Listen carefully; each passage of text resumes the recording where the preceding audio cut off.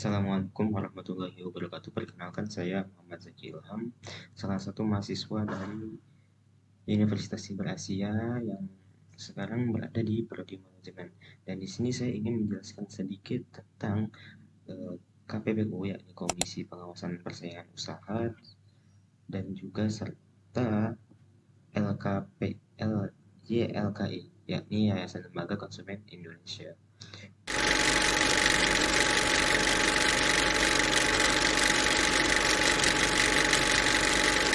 Untuk memenuhi tugas dari mata kuliah ekonomi mikro yang dilakukan oleh dosen Pak Joko Suharyanto, SEMM CPOD.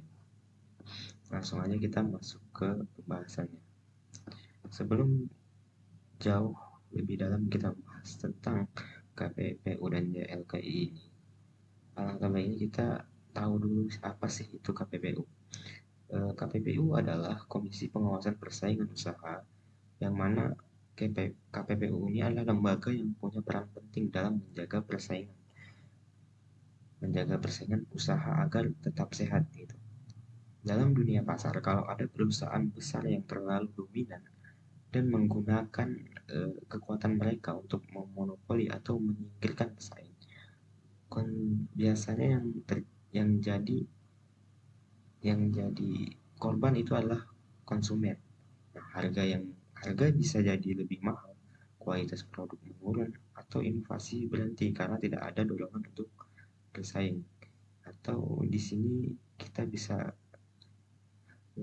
kita bisa sebut istilahnya itu kartel.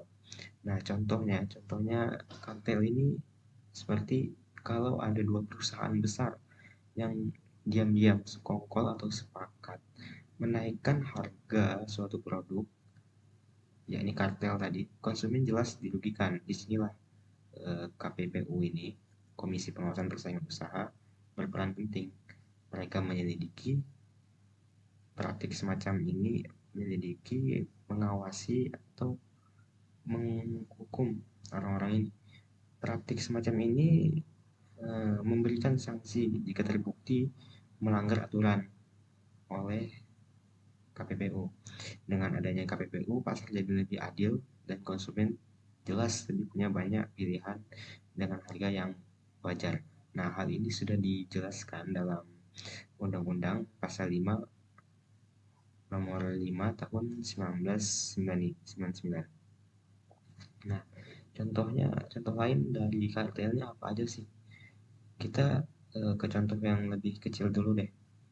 Misalkan ada tukang bakso nih di suatu pasar yang harganya lebih murah daripada pedagang-pedagang lain seperti batagor, sate, atau nasi goreng dan sebagainya. Nah, orang-orang pelanggan yang konsumen dari bakso tersebut suka karena rasanya lebih enak, kualitasnya lebih bagus, serta harganya terjangkau, misalnya 5.000. Nah, orang-orang yang sekitarnya ini, yang pelanggannya diambil oleh si tukang bakso tersebut, merasa risih dan akhirnya bersekongkol untuk memujuk si tukang bakso untuk menaikkan harga sesuai dengan harga apa yang dijual pada pasar tersebut. Misalnya mereka semua untuk membatasi harga bahwa makanan-makanan di pasar tersebut harganya 10.000. Nah, itu masih dalam skala kecil. Dalam skala besarnya kita bisa lihat seperti masalah-masalah dahulu, kelangkaan minyak goreng. Misalkan ada beberapa perusahaannya, ini jelasnya itu 7 perusahaan menimbun minyak goreng dengan total hampir 71,8 miliar.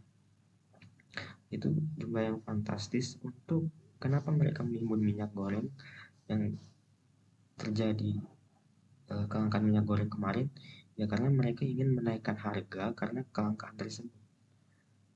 Lalu kita ambil juga contoh dari kisahnya Yamaha dan Honda. Dulu Yamaha, Honda, seperti kita tahu di iklan-iklan itu mereka kelihatan bersaing. Dan ternyata di belakang itu semua mereka kartel juga, bersekongkol untuk menaikkan harga. Misalnya kita bisa beli harga Honda Mio yang biasanya 15 juta, mereka bersepakat untuk menaikkan harganya misal ke 19 juta. Dan kasus ini diselesaikan oleh KPPU, dan pada saat itu keputusan itu membuat Honda harus menanggung denda sekitar 22,5 miliar dan Yamaha 25 miliar, dan denda itu dibayarkan untuk negara. Dan selanjutnya saya ada video tentang kartel juga. Mungkin kalian bisa simpulin ini apakah kartel atau enggak. Ini berapa aku jual kayak gini? 30. Berapa? 30. 50 jual. Aku di sana jual lipon. Ya suka hatiku lah. Modalku Berapa ya. rupanya ini? Ya modalku cuma 5.000. Nanti kau jual. Kau berapa kan? Ya, suka-suka hatiku lah. Iya, modalku mahal makanya aku jual mahal. Kau jangan. Nah, menurut kamu ini kartel apa enggak? Lanjut ke YLKI, Yayasan Lembaga Konsumen Indonesia.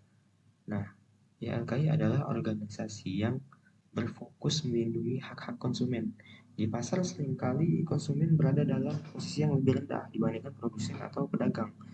Ya namanya kita juga konsumen yang sendiri nggak ada kekuasaan tertentu ya. Justru itu membuat kita lemah. Misalnya ketika kita ada produk yang tidak sesuai dengan klaimnya, konsumen mungkin sulit untuk menuntut haknya.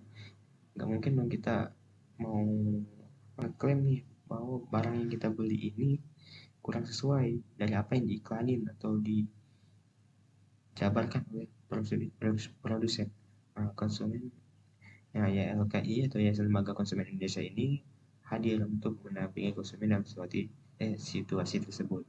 Contohnya jika seorang membeli obat herbal yang ternyata tidak berizin BPOM, nah nggak mungkin dong kita langsung ke pabriknya gitu untuk melaporkan hal tersebut.